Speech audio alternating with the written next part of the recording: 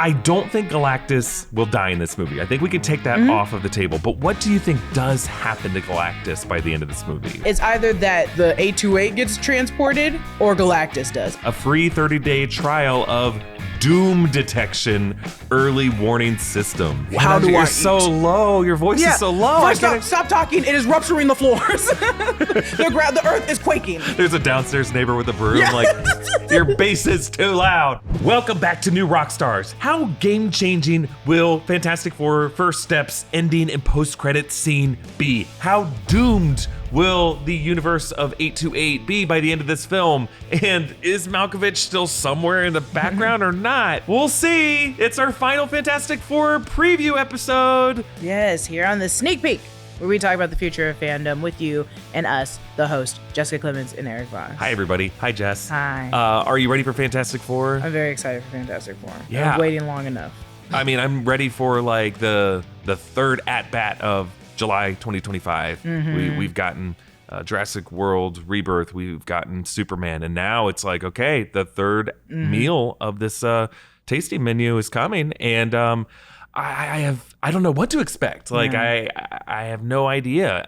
Hearing that they cut John Malkovich from this movie is like, whoa, do they know what this movie's gonna be then? Yeah, this is our last recording of the sneak peek before we see the movie. I have not seen the movie.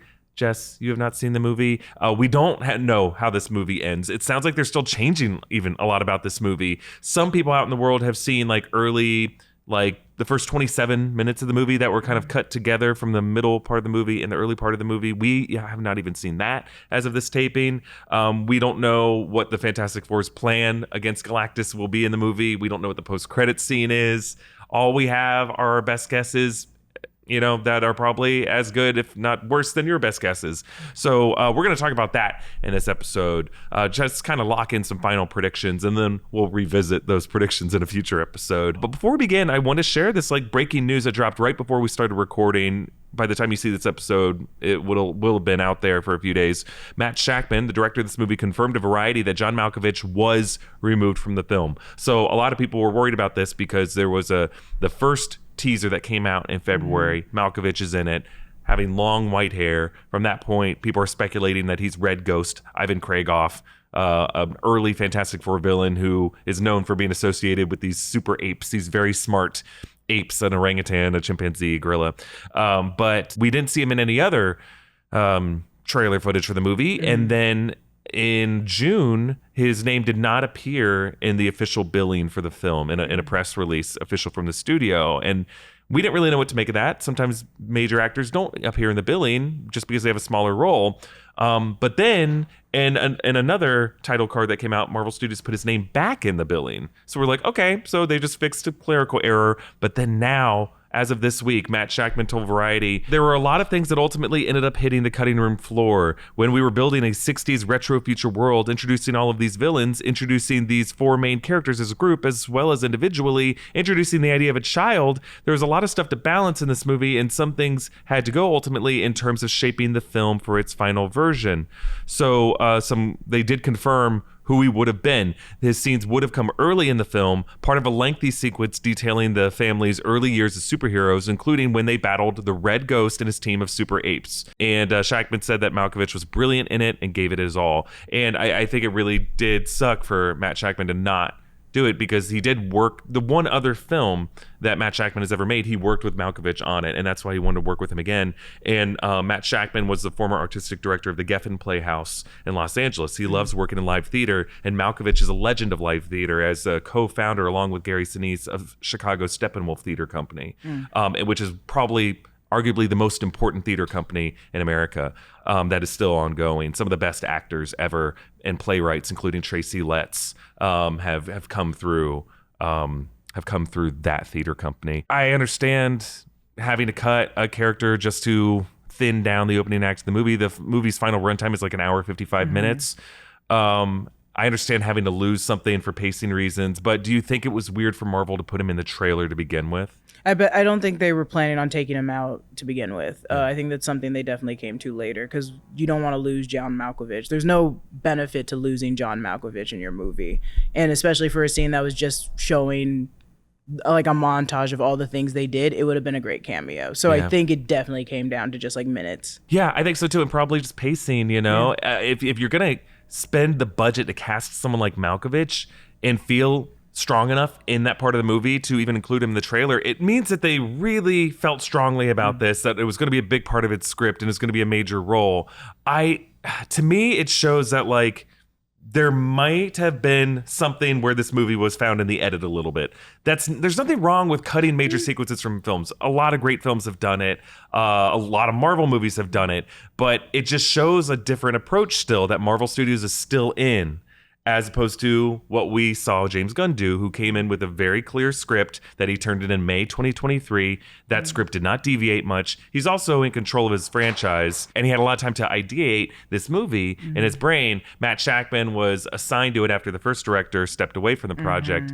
I do think it indicates like just less of a clear vision going into it if you got to that point of casting a huge actor in something that ultimately structurally you couldn't see not working on the page. It definitely is like not thought of for sure. I don't think they were planning on it at all. And again, I feel like it's not Matt Shakman's fault, because there is like a script that's handed to him and they're like, hey, you weren't the first pick. We just kind of fell into your lap. And then on top of that, Marvel does put their hand into what gets processed. So it's like, oh, if Marvel doesn't really want it, they're going to take it out. I also do think if it was a creative choice to pull that John Malkovich scene, which feels like it probably wasn't, because again, why would you hire John Malkovich, spend all that money, and take him out of your movie? If it was a creative choice, it might be because they want the Fantastic Four to come off more humble about their beginnings versus having to be like, yeah, we've done everything. We've saved everything. We already know you're astronauts. I'm only comparing this to like Thor Love and Thunder, where we got the montage scenes of the Guardians with like Thor and what they're getting into. And I'm like, oh, if they would have taken that entire part out, how would I have felt about Thor Love and Thunder? And I would have been like, oh, it's a Thor movie. And it's Thor's trajectory. I don't need to see the Guardians in it. I'm not comparing it completely because they're not the same thing, of course. But it's like, oh, if you were to take out these little humble beginnings or just showing us that they're already really good superheroes, I guess it's not needed. Because we already assume they are. They're the Fantastic Four. Yeah.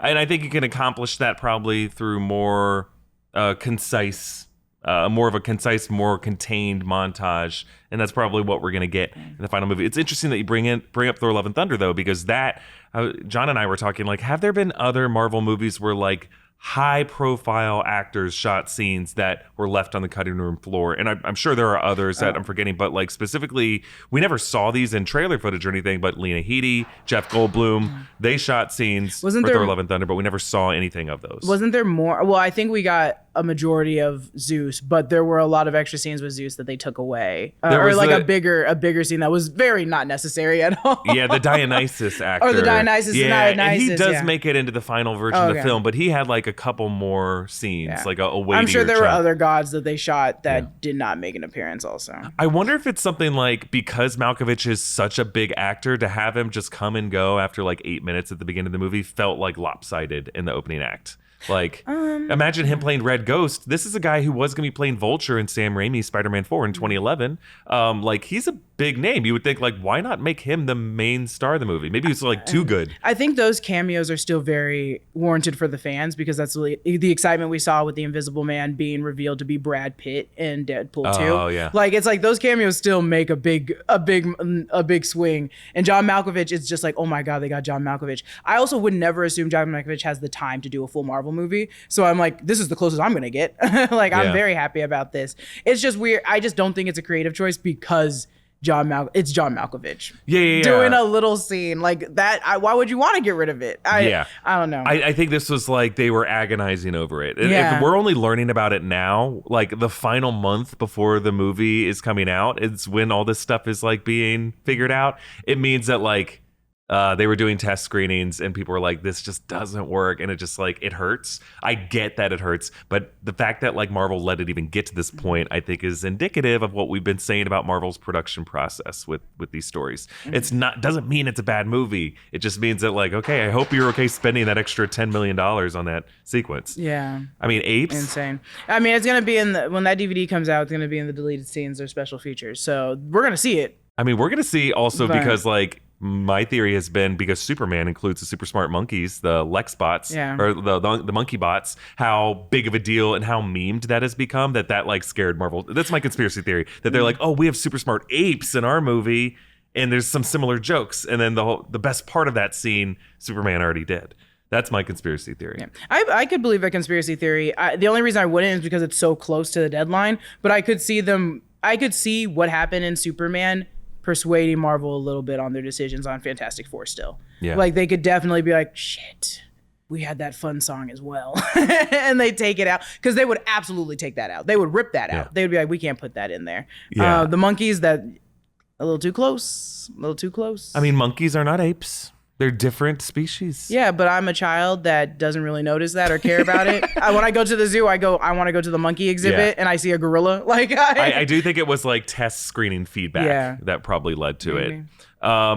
Okay, so we'll know more about this and we'll talk more about it in the videos ahead. But I wanted to talk about some final predictions, specifically what role Doctor Doom could have in this movie. And again, we have not seen this movie. We just want to lock in some final predictions. There was like 2 advertisement collaborations that Marvel did with like other things. One was like an in-universe print ad in a magazine that talks about Herbie as like a homemade service or a housekeeping service. And it ends with a perk at the bottom that says a free 30-day trial of Doom Detection Early Warning System. So Doom Detection. Why use that word? Kind of a hint that Dr. Doom could appear in this movie. And then additionally, there's a commercial from G-Shock Watches. It's a watch brand that is like showcasing these 4 different types of watches that seems themed around the Fantastic Four. And it ends in an interesting way. Let's take a look at the ending of it. Ooh. They weren't prepared for that watch. The color green. So what was that testing for? It was in chamber 4, it looked like. Why put the color green on it? What does that represent? Okay, so I guess this is all just to set up the question. Yeah. Our first prediction we're going to make, will Dr. Doom appear in this film? Robert Downey Jr.'s Dr. Doom, probably from another universe.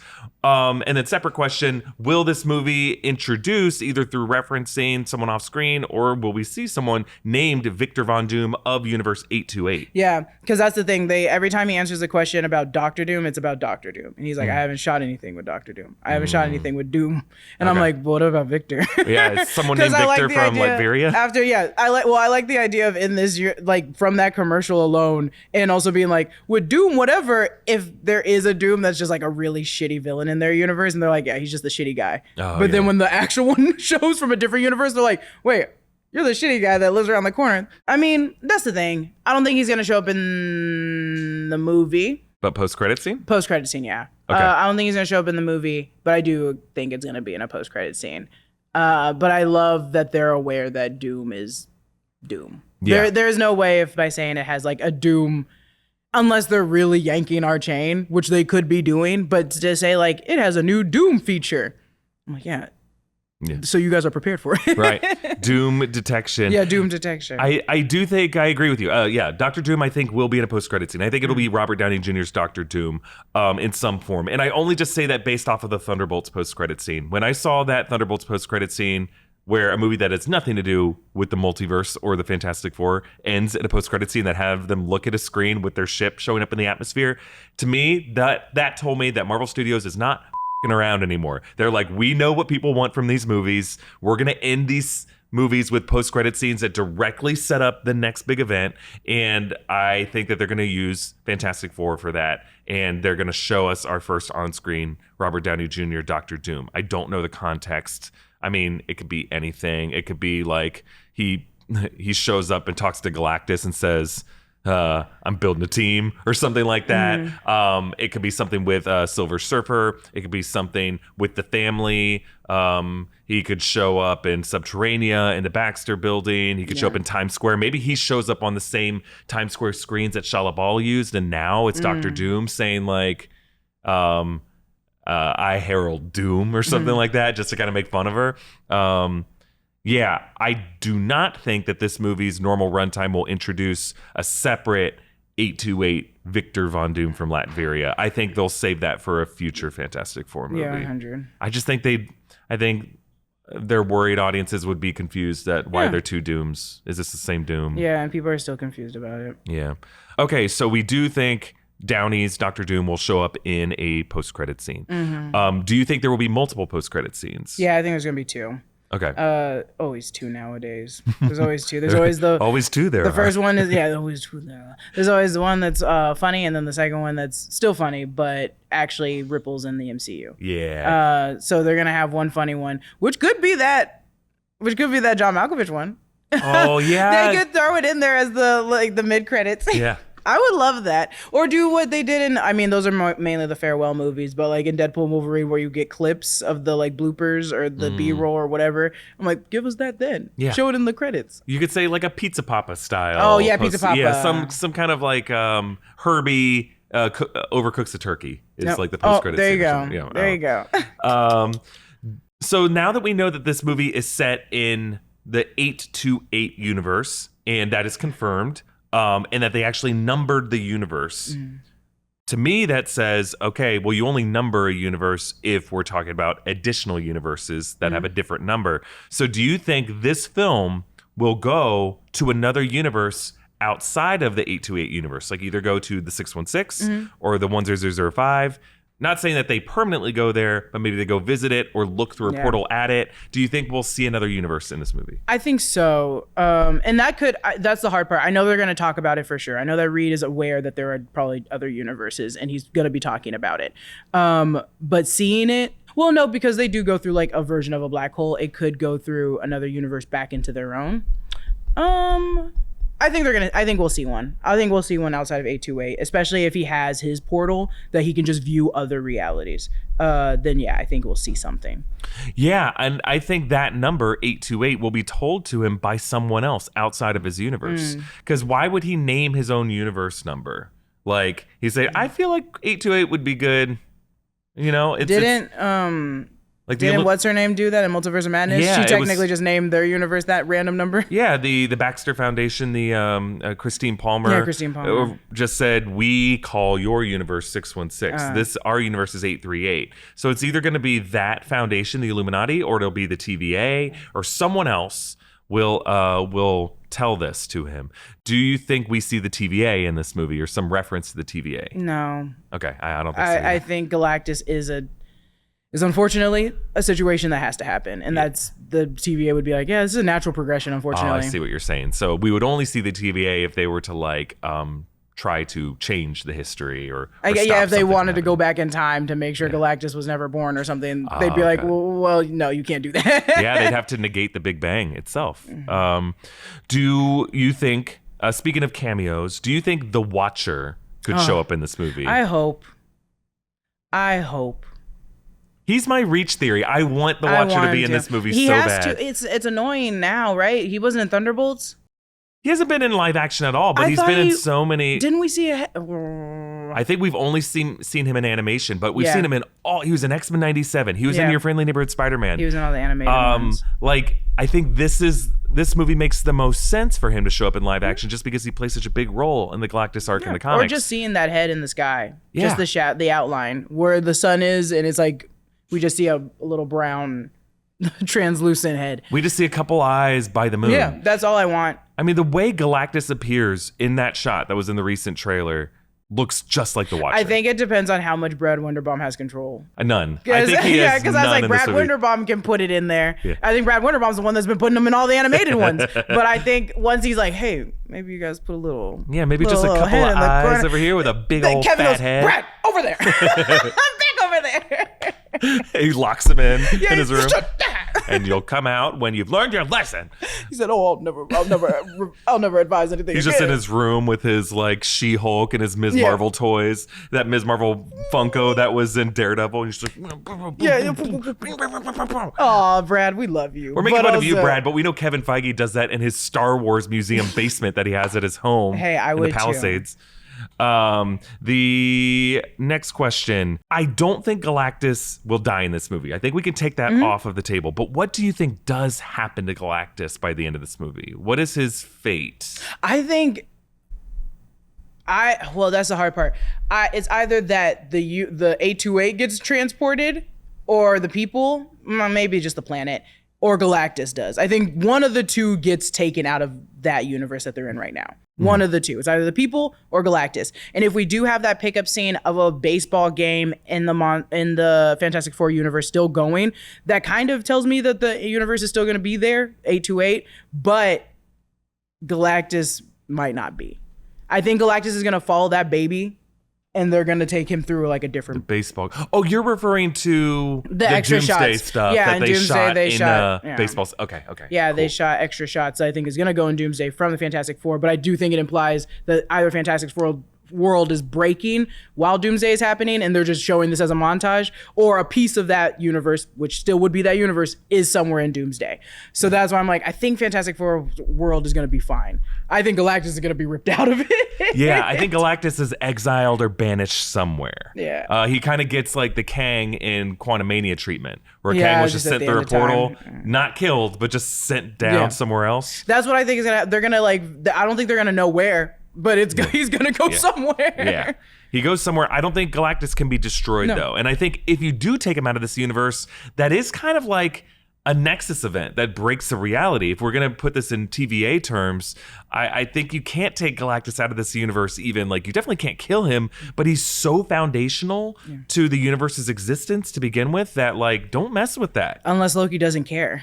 Oh, well, I don't know if Loki would care. Well, because I'm like, I think there's still a part of Loki that is still Loki deep down. He's definitely going to be more whatever you unbiased as the person that now oversees it all. But I could also see him being like, it's not going to kill the universe that he's gone. Yeah. But he is going to probably destroy another universe. Yeah, it's definitely messing up other things. Yeah, definitely. Oh, the other universe. I would hate to be the other universe, which is probably going to be 616. Yeah. Oh, so we think Galactus ends up in 616? I think more so it's going to be Doomsday, because I want to get a battle world where Galactus is there. And so he has to be alive to be there. I want him to be part of it too. Yeah, I want to see there. Galactus fighting Sentinels. I think he's just going to sit there. Yeah. I don't think he's going to act at all. He's not going to help, and he's not going to make things worse. He's just going to sit there in that ship. He is not going to interact. People are going to be like, Galactus, this would be so much easier if you literally just lifted a finger, and he's going to be like, I'm hungry. No, I will not. I will not. Yeah. How do I You're so low. Your voice is so low. Stop talking. It is rupturing the floors. The earth is quaking. There's a downstairs neighbor with a broom. Like, your bass is too loud. The bass is too loud. On Galactus's foot. This is funny. Galactus is not going to be helpful. I guess because it's July, the algo's been feeding me a lot of AI slop listicles that pop up in my feed about how to keep cool when I sleep at night. And hey, maybe freezing a bunch of spoons and tucking them under my pillow is more effective and less miserable than it sounds, but I'm not gonna find out. I already know how to keep cool all night, and it's by sleeping on Miracle Made sheets. Miracle Made fabric was inspired by NASA, so it's thermoregulating. That means that you'll sleep at the perfect temperature all night long. And these sheets are crazy comfortable without the high price tag of other luxury brands. Plus, Miracle Made sheets are infused with silver that prevents bacterial growth. Bacteria can clog your pores, causing breakouts and acne, so sleeping on Miracle Made sheets is good on your skin too. Upgrade your sleep as the weather heats up. Go to trymiracle.com/newrockstars to try Miracle Made sheets today. And whether you're buying them for yourself or as a gift for a loved one, if you order today, you can now save 40%. And if you use the promo New Rockstars at checkout, you'll get a free 3-piece towel set and save an extra 20%. Miracle is so confident in their product, it's backed with a 30-day money-back guarantee, so if you aren't 100% satisfied, you'll get a full refund. Upgrade your sleep with Miracle Made. Go to trymiracle.com/newrockstars and use the code NEWROCKSTARS to claim your free 3-piece towel set and save over 40% off. Again, that's trymiracle.com/newrockstars to treat yourself. Thank you, Miracle Made, for sponsoring today's video. Baby Franklin. Do you think we'll see Baby Franklin use any superpowers in this film, Jack style? Yeah, do you think that he's going to be the reason that they actually get off on a different ship? That'd be crazy if he's the reason. They're holding him, and all of a sudden he just like reality warps things, and it'd be like, oh shit. I think the only reason I'm going to say yes is because in an interview with Empire, Vanessa Kirby said it's not just the adults that have powers in the movie. Oh, okay. All right. Well, she answered that one. Thanks, Vanessa. Because I'm also like, there's a, hey, Nessa. We got something to confess. She's lucky I haven't got to interview her, because I'm going to make her life miserable. I'm going to sing only that. But also, yeah, you wouldn't say that in an interview or quote that in an interview and not be referring to It's gotta be Baby Franklin. Well, just some random child that plays basketball around the corner is just I'm also Doctor Strange. Something amazing, I guess. Well, yeah, something amazing, I guess. On the little big wheel. Would you just go, listen, Nessa, Yes, Nessa. Yes, Nessa. Nessa. Nessa. Nessa. Listen, Nessa. Stop. She dude, she rues the day. I would. She would just get up and leave. Yeah, Take she'd be off like, her you know mic. what, Shackman, you should fire Jessica Clemons. All right, next question. Do you think we will get, probably not sightings, but do you think we'll get references to variants of known Marvel characters who are already played by different actors in the 616 universe? So what I'm referring to are like a reference to an 828 Howard Stark. Yeah. An 828 Spider-Man, an 828 Hank Pym. It would be amiss to not do that, but even if they don't need to make a Doctor Strange or a Hank Pym or anyone else, they could do like, oh, our Sorcerer Supreme is this person actually. Or like, even, I don't think they would have Jean Grey, but like, oh, the Phoenix is actually inside this woman over here. Like, and it's a different person. Like, I think people can still host those powers and not be the ones that we're traditionally used to. Yeah. I wonder if like there's a reference to a Westchester campus or something like that. Yeah, exactly. Yeah. Like, oh, they actually do have, what is the Michigan ones? Not the Michigan. Oh, the Alpha Force? Yeah, Alpha is Flight? it Alpha Flight? Alpha Flight, they actually have the Alpha Flight in their universe or something. So there are like Canadian mutants. Yeah. Yeah, my thing is like, I don't think they're going to play a big part of the plot of this movie, but the fact that we got like a Westview television sign, like any set person could have snuck in at any point, like a map showing something circled upriver on the Hudson, and we're gonna go crazy if that happens.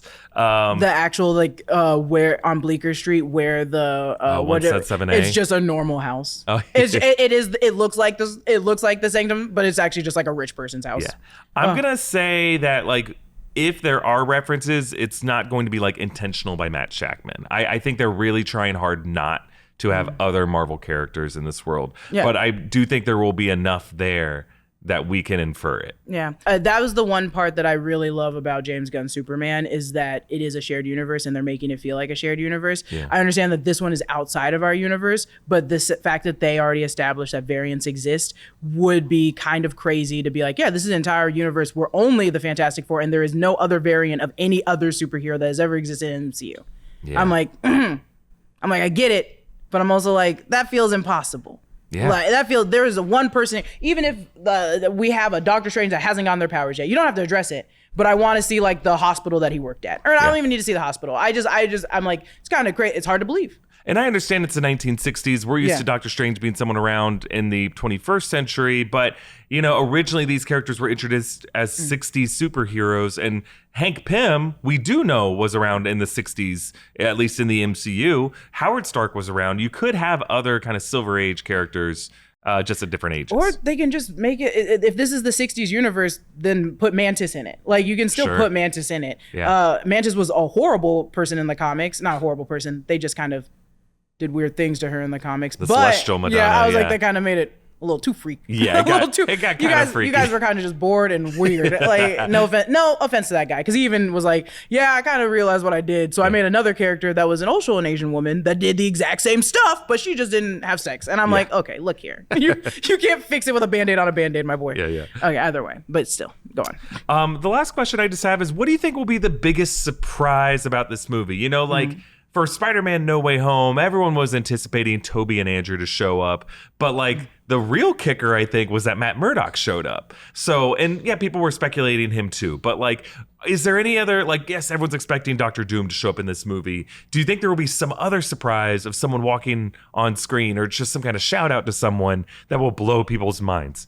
What do you think will be the biggest surprise in that regard? That's a good one. I want it to be, because we're on the topic of it being like in the 60s, I would love it to be one of those older comic book adaptations, or like, no, not Hank Pym's a bad example. I should not go to Hank Pym from the 60s, but like anyone else from the 60s would be nice, or just someone that was a child in the 60s that is now just like a grown old ass person.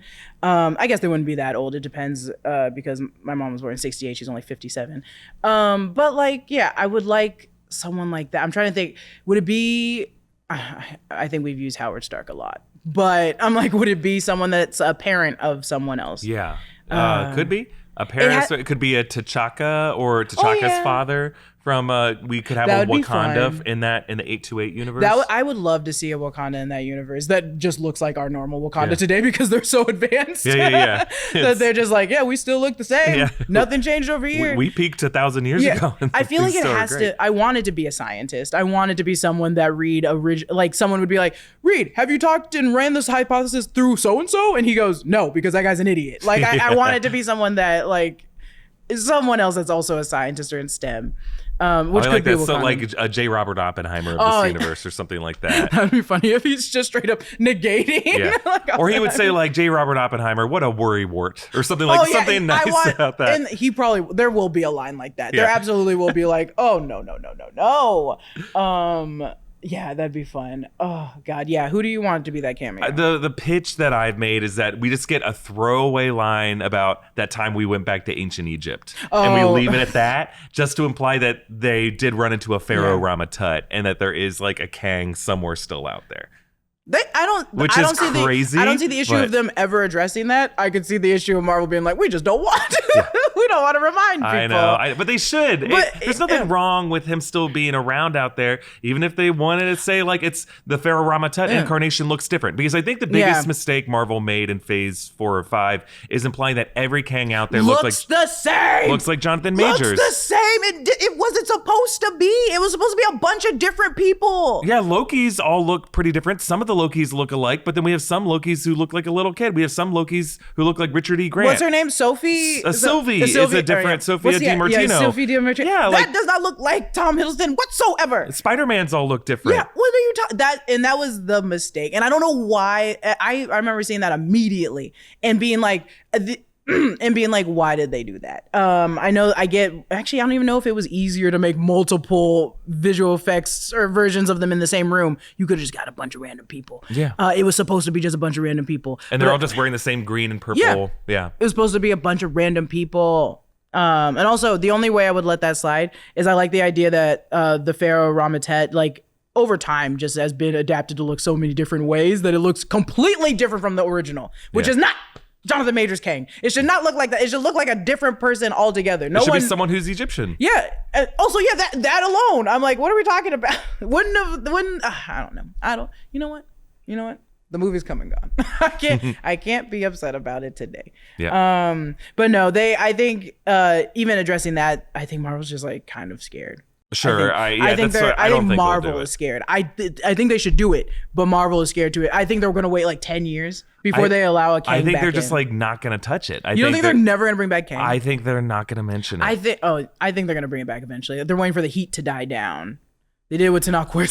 I don't think it will. I think they have publicly parted ways with Jonathan Majors, and Oh, well, it doesn't have to be Jonathan Majors. I think they're going to bring the character Kang back. yeah, but they've committed so hard to like moving away from Yeah. Kang in the multiverse saga. And I guess it doesn't, to me, because every kind of comic book I kept reading that was old, Kang would always be featured in it. Because I was like, Kang is just a ridiculous person.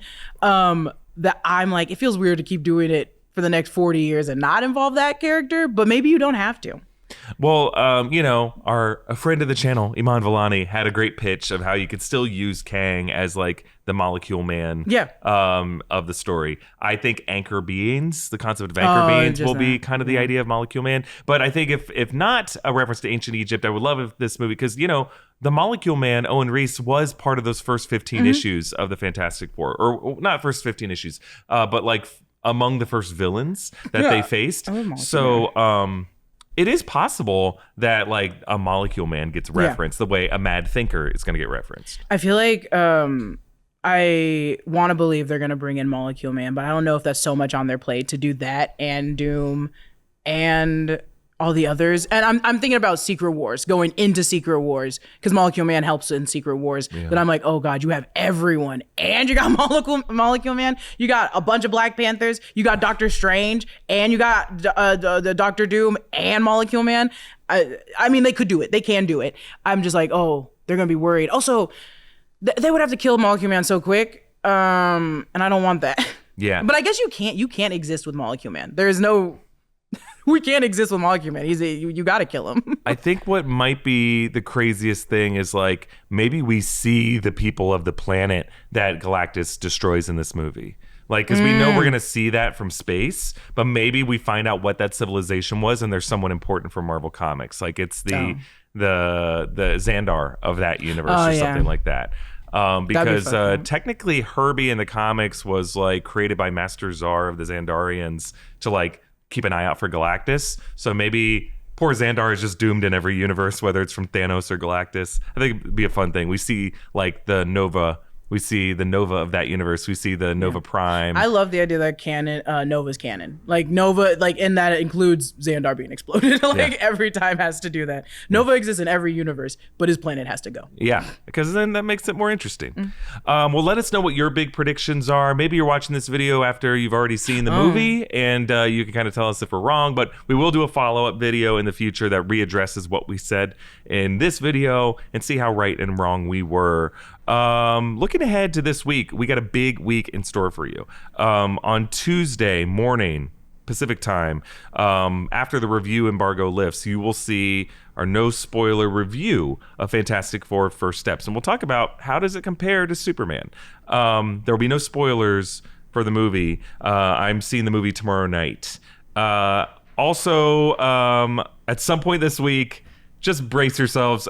We did like kind of a interesting paid brand collaboration with some software that we use here behind the scenes at New Rockstars. We really like the company, so we did this kind of deal with them. But it's like as an additional upload, and you'll know when you see the video, well, this is kind of weird. And hey, there's some fun stuff in that video, but you know, you don't have to watch every video New Rockstars makes. It does not mean that every video that New Rockstars makes is going to be this kind of video. It's just kind of a one and done type of video like that we're doing. That's going to come out at some point this week. On Thursday will be our Fantastic Four post-credit scene explanation and Indian Explained. And the thumbnail initially for that video will be spoiler safe for the opening weekend. So if you don't have a chance to see the movie till like Sunday or something like that, whatever thumbnail we go with, it's not going to spoil what the scene is. However, New Rockstars, as we always do, after a critical mass of our viewers have seen the movie, we will update that thumbnail to something that you might consider to be a spoiler.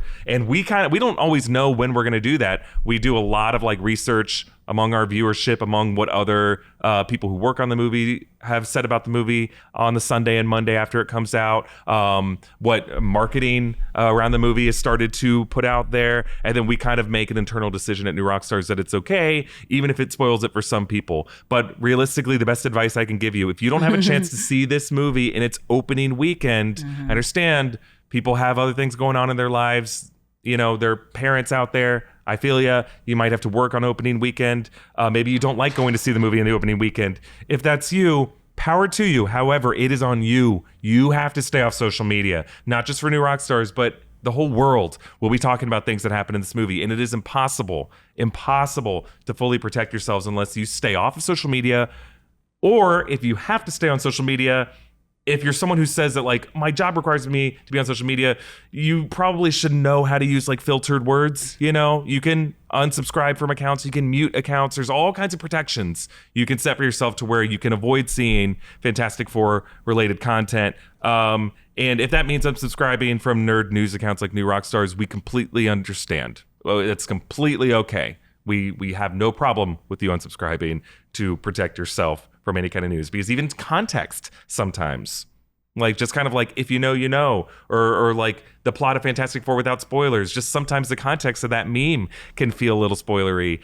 So it's just like the best advice I can give you is just like protect yourself, put down the device, go outside, like play with your kid until you can see the movie, and then try to see the movie as soon as you can. And then if you do get spoiled, just realize, hey, the world's going to move on without me, and I have to be okay with that. On Friday will be our Fantastic Four Easter egg breakdown. Also on Friday will be over on the Break Room channel, our Fantastic Four live stream review. So make sure you're subscribed to the Break Room channel for that. And then this weekend will be San Diego Comic-Con. So whatever big news comes out of that, we're going to try to get to it as soon as we can at New Rockstars. But whatever you need answers on, we will cover either at some point over the weekend or in the days after the weekend, a week from now. Okay, so it's going to be a very, very big week for us. A very busy week. But yeah, there will be other stuff that comes out as well. Let's end this episode with what we're watching. What are you watching this week? I was watching Love Island. Ooh. I was watching Love Island. Go on. I got some of you messaging me about my takes. And I stand firm on my takes. No I apologies. stand firm on my takes.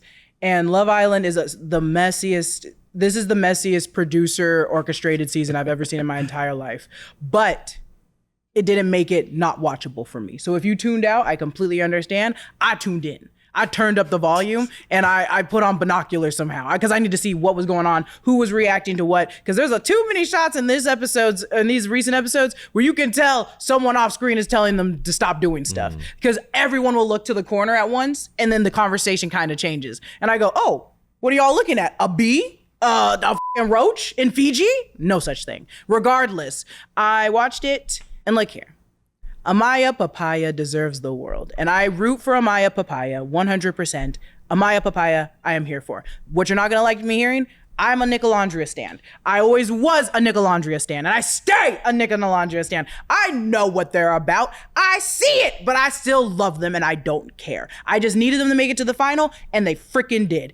I'm still upset about Hutta, and now I see it for what it is. Hutta was doing it to everybody, and we just kept letting it slide. And the fact that you guys, I'm pointing at everybody like you guys all voted for Hutta, wanted her to stay, insane.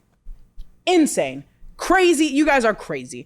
That man doesn't even like Hutta, and Hutta stayed. They don't even have a relationship, and we voted off people that had relationships.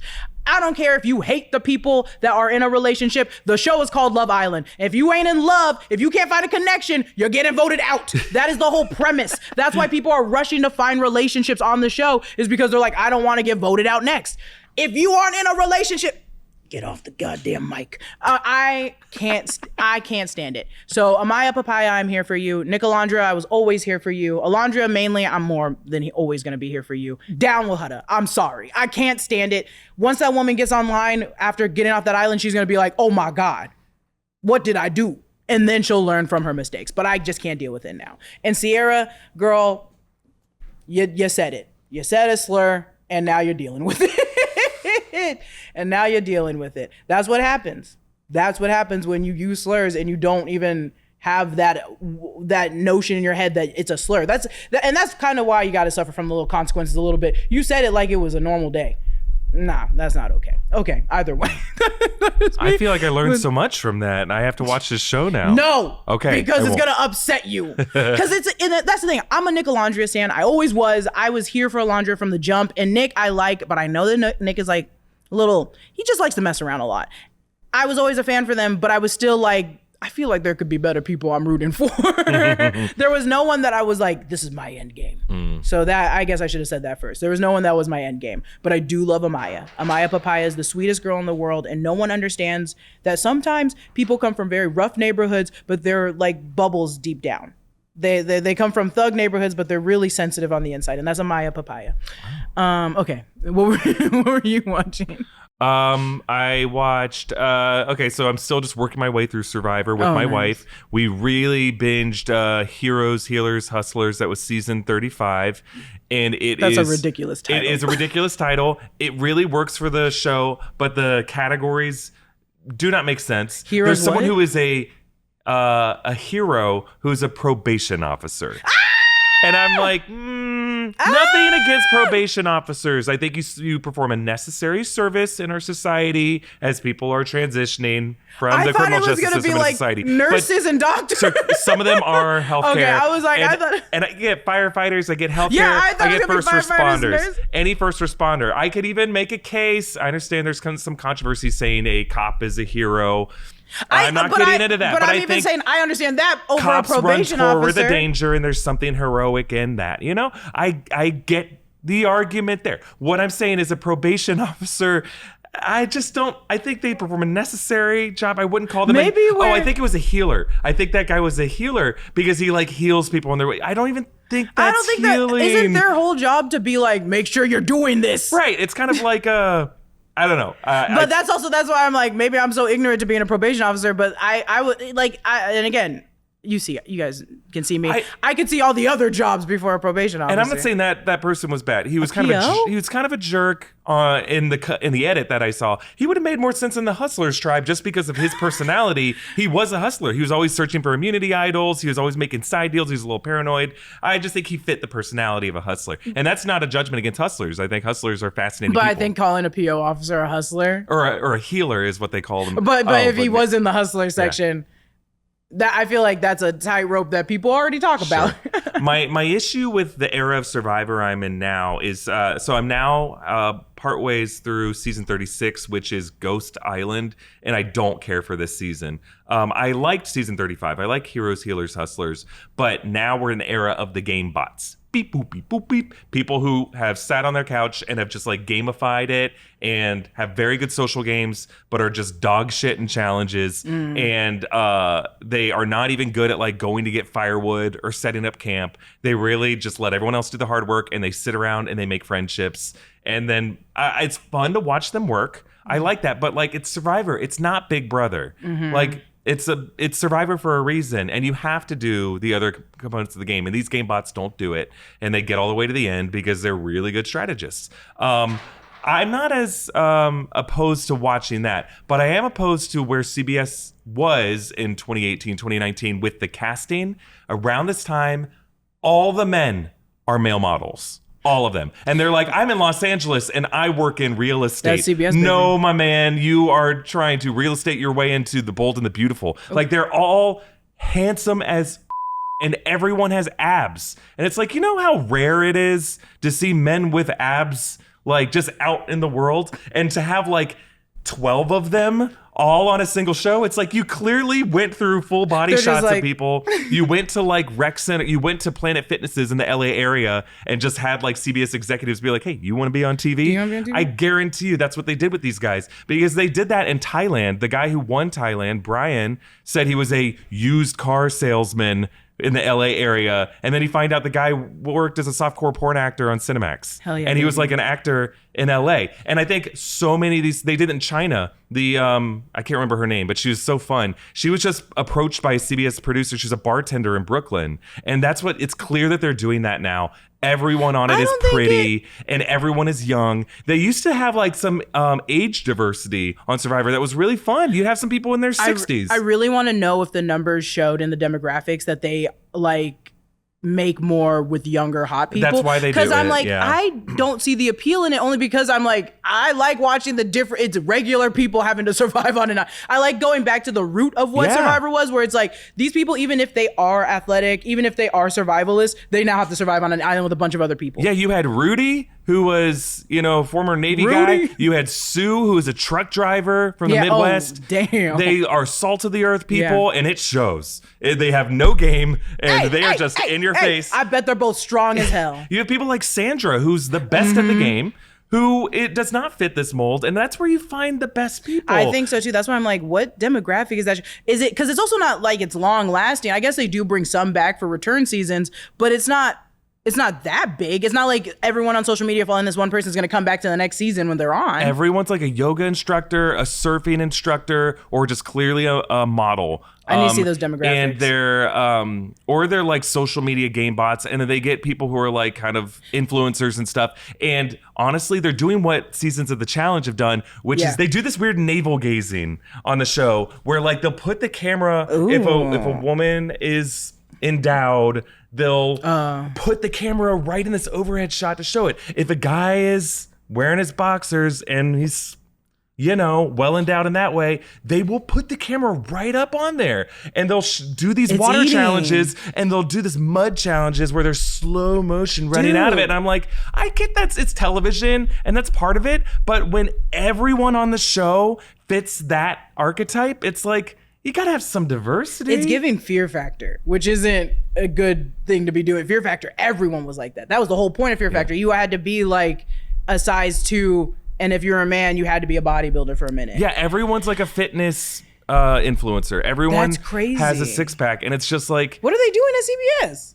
Well, I think CBS is like, hey, this is what the advertisers want. This is what the viewers want. They want people who have big social media followings so that when the show happens, people all follow their Instagrams and will interact with people during live streams. I think it was all part of a broadcasting strategy. Oh, when they do, okay. So they do like live streams. Do they get brand deals for certain people?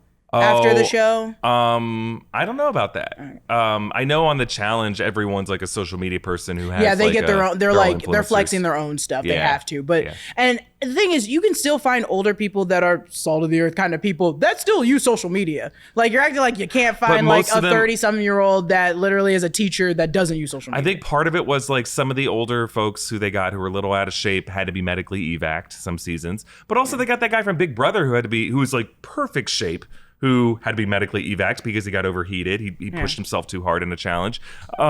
So I think that's part of the fear. It's more of a liability thing. But I also just think it's like, I hope Survivor gets out of it. I'm worried that they won't. I don't think they do. Because I think, from what I understand, seasons 41 through 46, it is just the same rinse and repeat. Young game bots. Young, sexy game bots, and that's the whole show now. But that's also what I think is the fault of the casting people at CBS is I'm like, you can still do research on older people that have like, that actively all the time only run like the Japanese marathon, like the Japan marathon, or like do all these athletic things. I mean, you're kind of, it's not even about being ageist. It's more so it's like, you're doing extra research to make sure like this person can withstand the temperature and what they're surviving versus this young person that doesn't really have to be modeled under the same behavior. But I'm like, you could technically just do more research and find a very active, very like old person. I think they do, and I think it's probably in their casting process. And then once they get down to the final ones, they're like, who makes the best TV? I don't care. I agree with you. I wish that I want to see my old people on but I think like they just had too many kind of like dud people who just like didn't mix it up with drama as much. And that's also where they're getting, that's where I think the casting person is also going wrong. They're like, we have to get someone that brings drama. And then they get like just a racist. I'm like, wait a minute. I thought you were just going to get someone that's overly competitive, not someone that's just going to say a slur out of nowhere. They've definitely done that before. Someone. Yeah. Oh my God. Just out someone to keep you on?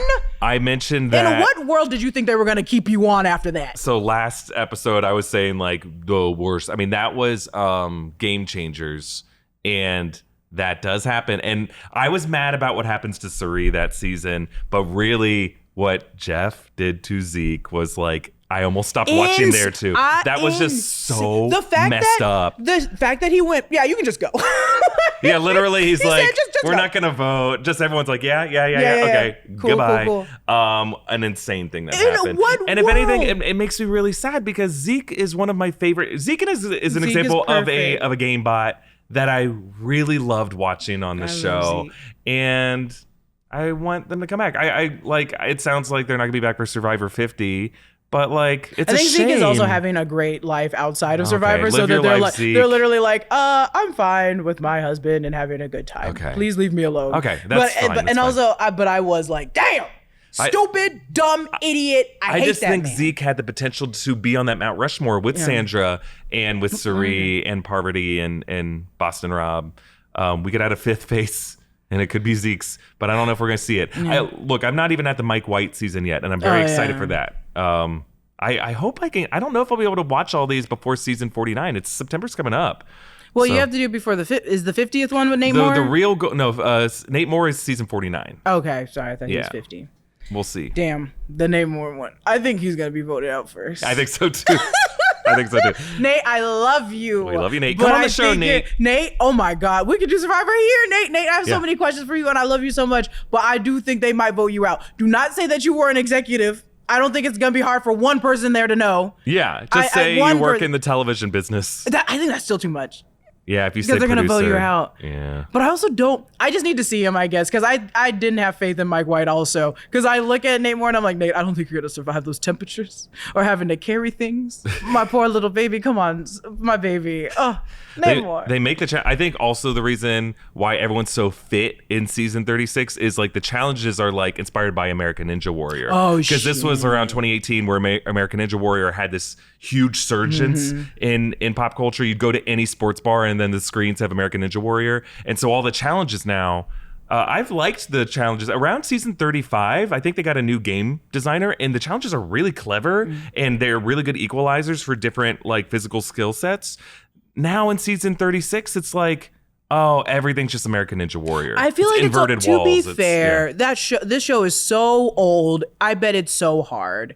I mean, I'm sure they're getting people that you have to be like the best puzzle. Like you got to be like you got to practice at home. Yeah. I don't even know how you find someone to make those challenges, but like it would be so hard at this point to start creating new ones. I'd be like, okay, well, what about a seafood dinner underneath a tray? Jessica, that's already been done. Okay, well, they got to stand on a block in the middle of the ocean. Jessica, that's been done. I don't mind them reusing stuff. There's some of those challenges I always love. I love like having to use your feet to build a little block tower. That's a fun one. I love the one where they have to put the balls in the mousetrap thing, and they have to catch it before it hits the ground, and then they have to put like 6 balls in there at the same time. Ridiculous. I don't even know what these are. Oh yeah, we gotta watch. Yeah, you gotta watch it. I need to watch. Some of these challenges are really, really fun to watch. I have not watched it since like season 6. Oh, okay. One day I'll go back. And to be fair, like the Zeke ones and Sandra and Siri, those are clips that I've watched over and over again of their highlights because I love those people. Yeah, Sandra goes to Johnny Fairplay. Yeah. I can get loud too. What the fuck?